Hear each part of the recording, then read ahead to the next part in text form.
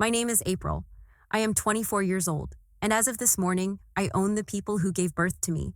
Most people dream of winning the lottery. I dreamed of justice. They say money cannot buy happiness. Maybe that is true. But it can buy silence. It can buy loyalty. And in my case, it bought the ultimate revenge. I watched my father's hands shake as he held the pen. He looked older than I remembered, smaller. My mother was weeping silently in the corner, clutching a designer bag that now technically belonged to the bank. My brother Marcus, the golden boy, could not even look me in the eye. They did not know it was me. Not yet. They only knew they were signing their souls away to a faceless holding company called Nemesis Ventures. They thought they were being saved. They were wrong. They were being acquired. Let's rewind. 6 months ago, the day my grandfather Arthur was buried. The funeral was a fashion show, black Gucci, vintage Chanel. My family treated the cemetery like a runway. I stood in the back wearing a simple black dress I bought from a thrift store. I was the invisible daughter, the mistake, the one who didn't fit the brand. My grandfather was the only one who ever saw me. He taught me to play chess when I was 6. He told me, "April, watch the board, not the player. People lie, moves do not." I did not understand then. I do now. The reading of the will was held in the library. The air smelled of old paper and greed. The lawyer, Mr. Sterling, cleared his throat. "To my son David," he read, "I leave the family estate in the Hamptons and the majority shares of the shipping company." My father pumped his fist. My mother, Linda, squeezed his arm, her eyes calculating the renovation costs. "To my grandson Marcus," Sterling continued, "I leave my collection of vintage cars and $2 million in cash." Marcus high-fived the air. "Jackpot," he whispered, then silence. Everyone turned to look at me, the disappointment of the family. "And to my granddaughter April," Sterling said, his voice flat, "I leave this envelope." He slid a thin white envelope across the mahogany table. My mother let out a sharp, cruel laugh. "An envelope? What is inside? A coupon?" I opened it. Inside was a single plane ticket, economy class, one way to Monaco, and a note. The note read, "Find the truth." "Poor April," my brother sneered. "Grandpa probably wants you to go backpacking. Maybe you can find yourself since you never found a job." They laughed, all of them, and they were already celebrating, uncorking the champagne, planning their vacations. They did not offer me a ride home. I walked to the bus stop in the rain, clutching that ticket like a lifeline. 2 days later, I landed in Monaco. I felt small, out of place. I went to the address on the ticket. It was not a hotel, it was a private bank. I was ushered into a vault. A man was waiting for me. He introduced himself as Monsieur Dubois. He was my grandfather's oldest friend and personal trustee. "April," he said, "your family thinks Arthur was worth $500 million. I nodded. "Yes, that is what they inherited." Dubois smiled. It was a wolfish smile. That was his public liquidity, the money he let them see, but Arthur was paranoid. He knew your father was reckless. He knew your mother was vain. And he knew Marcus was lazy. He placed a heavy binder on the table. He created a stealth trust. It holds his true assets: real estate in Tokyo, tech stocks bought in the 90s, gold reserves. He opened the binder. The total value of the trust is $3.4 billion. The room spun. $3.4 billion. And, Dubois continued, "You are the sole beneficiary." I could not breathe. "Why me?" "Because you were the only one who never asked him for money," Dubois said. "But there is a condition, a game, if you will." He handed me a document. "You cannot access the funds immediately. You must wait 6 months. In those 6 months, you must let your family believe you are destitute. You must watch them, and let them show you who they really are when they think no one is checking them." "And after 6 months?" I asked. "Then," Dubois said, "the trust unlocks, and you decide their fate." I returned to America. I moved into a small studio apartment. I got a job as a waitress. I played the part. Meanwhile, my family went on a rampage. They burned through the cash, fast. My father, David, thought he was a business genius. He leveraged the shipping company to invest in a risky crypto scheme. He fired the veteran advisors and hired his golf buddies. My mother, Linda, started a luxury lifestyle brand. It failed. She renovated the Hamptons house 3 times in 4 months. She threw parties that cost more than my annual salary.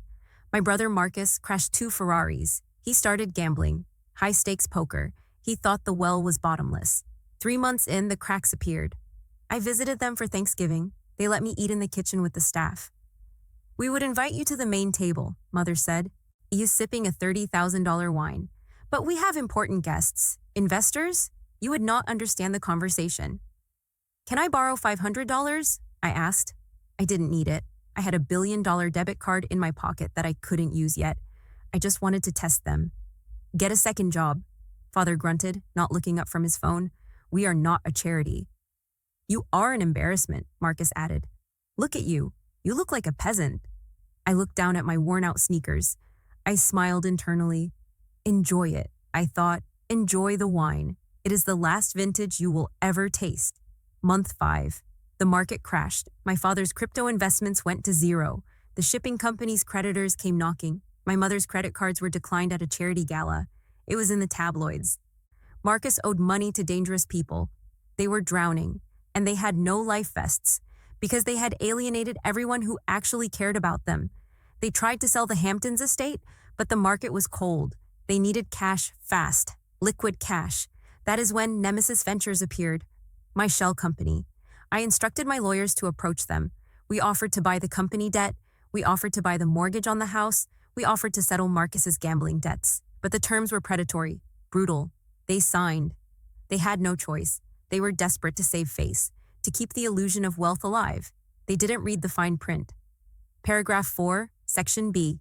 In the event of default, the creditor assumes full control of all personal and professional assets and retains the right to restructure management. Now, month 6. The trust unlocked. I bought a suit, custom tailored, white, sharp as a razor. I cut my hair. I put on heels that sounded like gunshots on marble floors. I drove to my father's office, the building that used to have his name on it. I walked past the receptionist. She tried to stop me. Miss, you can't go in there. I ignored her and pushed open the double doors to the boardroom. The whole family was there. They were arguing with my lawyers. This is outrage, Father was screaming. Who is behind this company? I want to see the owner. You can't take our house, Mother sobbed. I need more time, Marcus pleaded. I stood at the end of the long table. Hello, family, I said. They turned. Silence. April? Mother blinked. What are you doing here? Did you bring the coffee? Get out, Father barked. We are in a crisis. We don't have time for your begging. I walked slowly to the head of the chair. The empty chair, the chairman's chair. My lawyer, Mr. Sterling, yes, I hired him too, stood up and bowed to me. Please take your seat, Madam Chairwoman, Sterling said. My father's face went pale, ghost white. What is this joke? He whispered. It is not a joke, David, I said. I didn't call him Dad. It is a hostile takeover. I sat down. I placed the plane ticket on the table, the one from the funeral. You told me to go find myself, I said. I did. I found out I am a billionaire. I signaled Sterling. He projected the documents onto the screen. I own the debt on the company, I said. I own the mortgage on the Hamptons house. I own the title to every car Marcus drives. Basically, I own everything you think is yours. April, baby, Mother started, her voice shaking, changing instantly to a syrupy sweet tone. We always knew you were special. We were just testing you. Save it, I cut her off. Here is the reality. You are bankrupt, you are homeless, and you are unemployed. Marcus started to cry. Actually cry. But, I said, leaning forward, I am not cruel. I believe in family, so I have a proposal. I slid 3 employment contracts across the table. I am not going to give you money, I am going to give you jobs. Father grabbed the contract, his eyes widened. Janitor, he choked out. You want me to be the janitor in my own building? It is my building, I corrected. And yes, minimum wage, no benefits. You start Monday. I can't, Mother stammered, reading hers. Receptionist? April, I cannot answer phones. I am a socialite. Not anymore, Linda, I said. Now you are the face of the company. Smile. It increases customer satisfaction. And me? Marcus asked. Valet? Intern? I said. Unpaid for 6 months. Prove you have value and maybe I will hire you to wash the cars you used to drive. They stared at me, hate in their eyes, but also fear. Pure, unadulterated fear. You have 2 choices, I said, standing up. Sign the contracts and you have a roof over your heads. I will let you live in the guest house, not the main house, the guest house, or refuse and I evict you by noon. You can go live in the real world, the one you told me I belonged in. The room was silent for a long time. The only sound was the hum of the air conditioner and my mother's ragged breathing. Slowly, or painfully, my father picked up the pen. The same hand that used to sign million-dollar checks was now shaking as he signed a minimum wage contract. One by one, they signed. I walked out of that building into the bright sunlight. I didn't feel happy. I didn't feel sad. I felt balanced. The scales had tipped. Now, every morning, when I walk into my office, the receptionist greets me. It is my mother. She forces a smile. "Good morning, Madam President," she says. "Good morning, Linda," I reply. "You missed a spot on the counter." I see my father pushing a mop bucket in the hallway. He doesn't look up. He is too ashamed. "And Marcus?" He runs to get my coffee. They say revenge is a dish best served cold. They are wrong. Revenge is not a dish. It is a business, and business is booming. My name is April. I am 24, and I am the CEO of my family.